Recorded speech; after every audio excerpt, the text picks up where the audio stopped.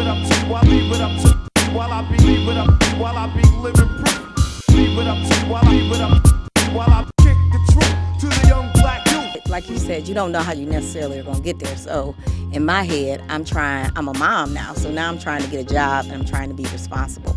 And holding a bigger dream is like in my heart, but definitely not in my head. And I can remember somebody saying like, what are you going to do? And I was like, I'm going to open a nonprofit. I don't even know what that means. But I just say it out loud.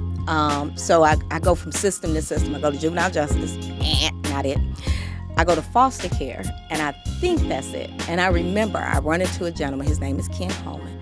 And we're sitting at an event, and he says, are you looking for a job? And I'm like, no, I love my job. A year later, I'm in Southfield. I'm crying. I hate my job. I hate foster care. It's too hard. I cannot make change in this system. And I'm at home, and I'm sweeping up the floor, and I find this guy's business card on the floor.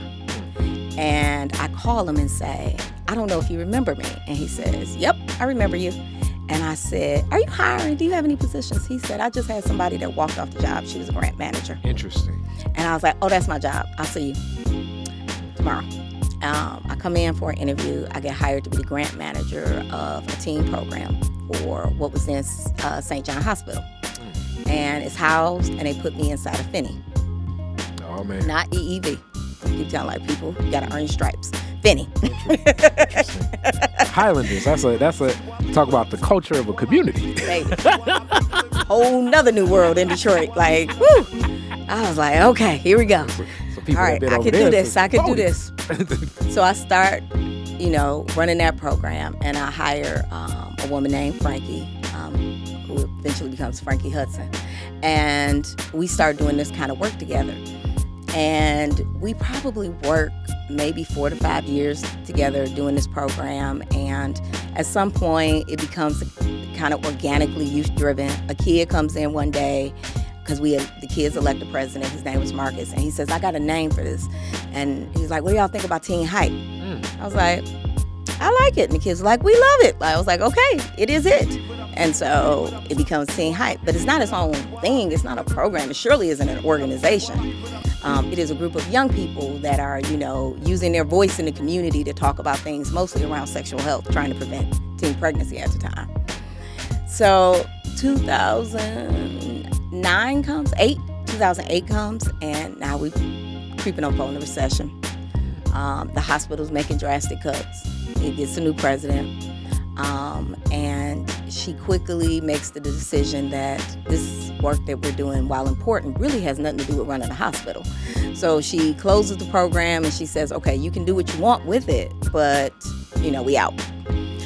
By now, strangely, I'm at Cooley. Hilarious. 360. Right. I'm like, here we go. So now I'm at Cooley, and we have free space to kind of figure things out. And a kid actually says, like, the same day we get laid off, he's like, so what we gonna do? And I'm like, I don't know. It's like, I gotta get a job, little homie. Right. But that accountability, when I think back, there was accountability that was there. Yeah, and I was like, I don't know. Google how to start a nonprofit. I know. And at the exact same time, it was like so many weird things that are happening. There was this woman who I completely forgot about. Like, I don't even remember when she showed up. Like, she was like, oh, I'm gonna do a story about you. And so she's following us around, and she's like a journalist, but she's very quiet, so I keep forgetting about her. Like, she's somewhere in the background, but I'm being laid off. It's so much going on. She's the last person I'm thinking about.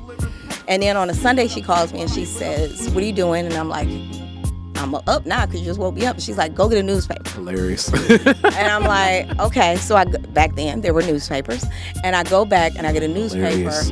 And I'm on the cover of the Sunday Free Press on Mother's Day. Wow. About being the mother to these kids. Ain't that deep?